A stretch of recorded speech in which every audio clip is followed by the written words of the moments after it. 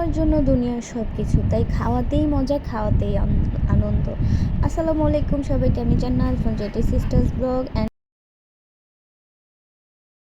And বরাবরের মতো সবসময় আমাদের ফ্যামিলির ফ্রাইডে লাঞ্চ যে দেখেন হচ্ছে kebab, chicken roast, vegetables, pulao and others অনেক কিছু ছিল।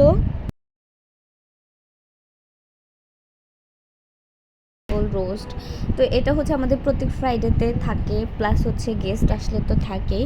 অ্যান্ড আমার বড় আপি হচ্ছে সব একাই রান্না করে মাশাল্লাহ।